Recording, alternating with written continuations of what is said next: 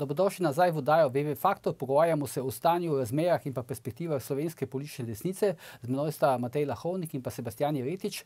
Zdaj, pred oglasi, Sebastijan, si ti omenil, da je zelo pomembno za, recimo, za Janeza Janšo pa desnosredinsko uspeh, pa formiranje desnosredinske vlade, to, da poleg SDS oziroma Nove Slovenije pride v parlament vsaj še dve, če sem te prav razumel, dve desni stranki. Zdaj, kateri dve?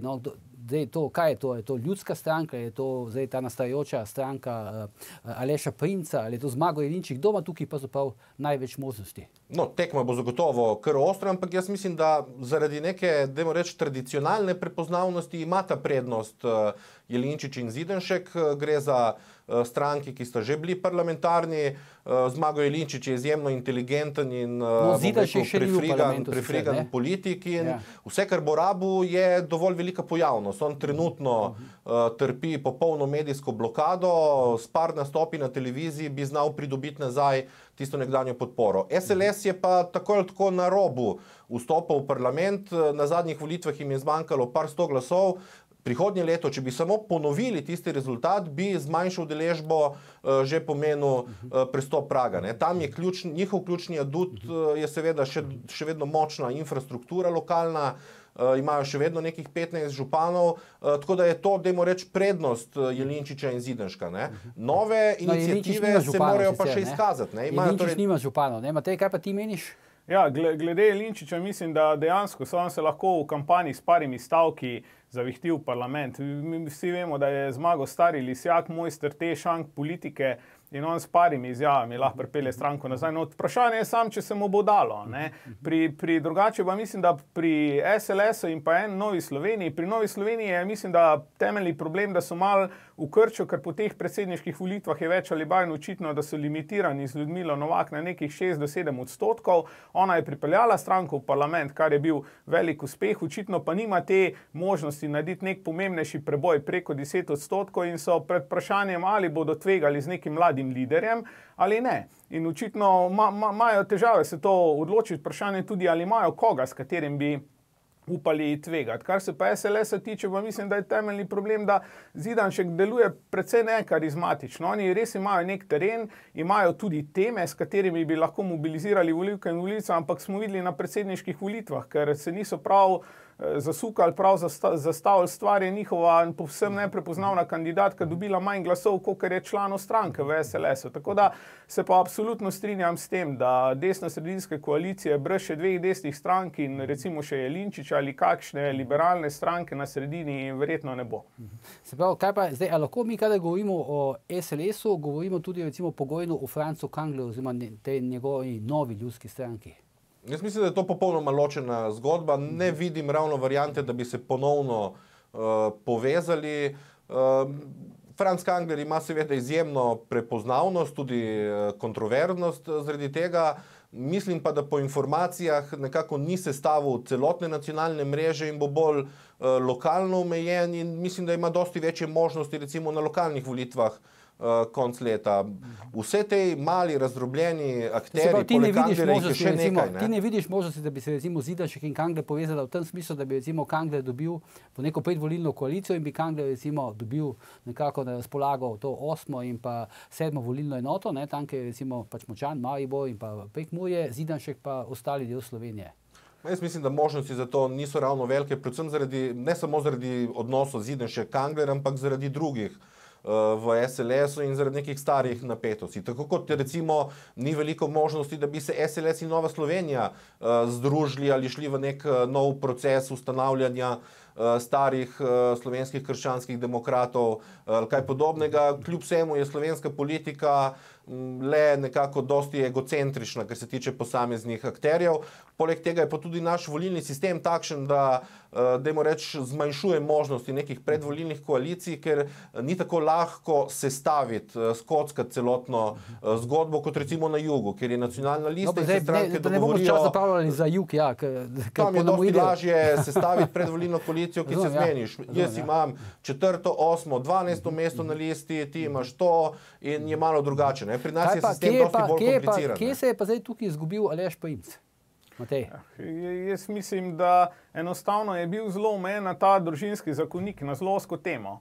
In mogoče ni zdal tisti pravi čas razširiti te teme in stopiti z nekimi drugimi temami v ospredje.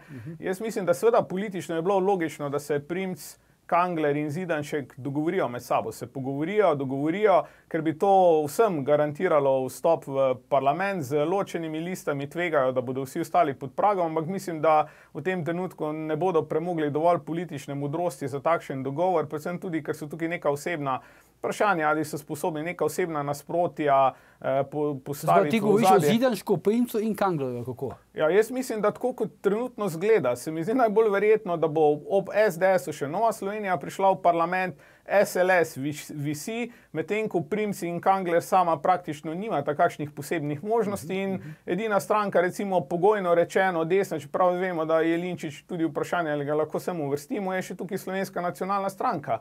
Druge stranke v tem trenutku na desnici ne vidim in seveda glede na slovenski volilni sistem obstaja velika možnost, da bo precej glasov nekako šlo v nemar, oziroma da glasovi, ki jih bo dobil recimo Primc, Kangler, bodo koristili na koncu levici, ker v tem trenutku bo Kangler škodil predvsem SLS-u svojo kandidaturo in se lahko zgodi, to smo že enkrat videli, ko je Jože Duhovnik skupaj še z nekaterimi ustanovil neke nove slovenske krščanske demokrate in s tem zminiral Novo Slovenijo, da ni prišla v parlament. Ali pa ki je vrgel ven stranko Mladih Slovenije, recimo. Če se ne znajo, seveda v proporcionalnem volilnem sistemu tekmuje vsak zase, ampak vendarle stranke z istega političnega pola se vendarle morajo znati pogovarjati med sabo, če se ne znajo zdaj pred volitvami. Je vprašanje tudi, ali se bodo po volitvah, kako se bodo potem po volitvah strankami iz drugega pola. Tako da neko politično zrelost in simbolno sporočilo volivcem bi morali dati. Ne pozabiti,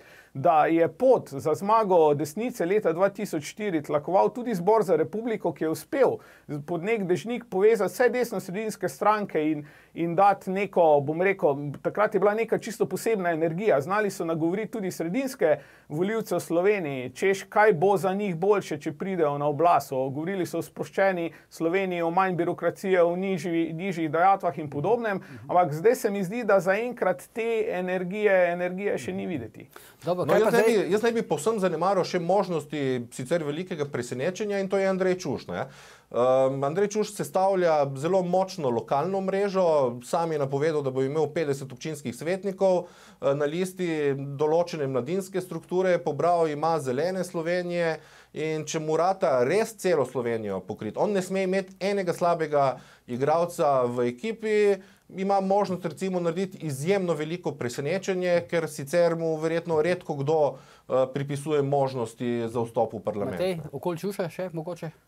Meni se zdi zaenkrat precej bolj verjetno, da bo scenarij ta, da bo veliko desnih strank, od Kanglerja, Čuša, Primca, ostalo pod pragom za vstop v parlament, veliko glasov bo šlo v nemar in na koncu desnica ne bo imela niti dovolj glasov, da bi blokirala ustavne spremembe, ki si jih bo zamislila levica. In da bomo videli to, kar že zdaj gledamo. Tudi o tem so špekulacije, da se obeta nek katastrofalen porast desnice, zato zdaj sprašujem, kje pa je zdaj tukaj Janez Janša?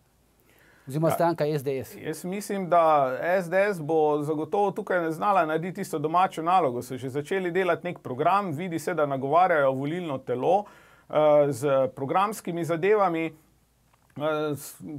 Zagotovo je SDS v boju za relativno zmago, ampak tudi če postane relativna zmagovalka volitev, je veliko vprašanje, ali bodo uspeli sestaviti koalicijo, če ne bo v parlamentu še vsaj dveh, recimo, desnih strank. Tako da SDS ima odlično terensko mrežo, ima prepoznavnost in tu ni dvoma, ampak jaz mislim, za uspeh ali pa za diskontinuiteto je še bolj pomembno, kot to, koliko dobi SDS, koliko od teh desno-sredinskih strank bo prišlo v parlament ali bodo pa ostale tik pod pragom. To me zanima, zdaj ta sposobnost, recimo Janeza Janše oziroma SDS-a glede koaliciji. Ali lahko po vašem mnenju Janez Janša sestavi koalicijo samo takrat, kadar recimo te izrazito desne stranke, recimo v primeru tega dobijo večino 51%, ali so tu možna še kakšna, ne vem, dodatna presenečenja pa kakšna preigravanja? Možnosti so po mojem zelo, zelo majhne. Možnost je tudi recimo, da bo SMC v nekem manjšem obsegu vstopil v tako koalicijo. Dosti manjše možnosti so brez desnih strank, ker je tudi zgodovina pokazala, da bo prvi impuls levih struktur, da se stavijo vlado brez SDS-a. In samo če ne bi obstajala res nobena možnost, da se sestavi drugačna vlada, mislim, da bi bili pripravljeni tudi Levico nekako pregovoriti v vlado, tudi če bi to bilo potem popolnoma nekompatibilno sicer, ne.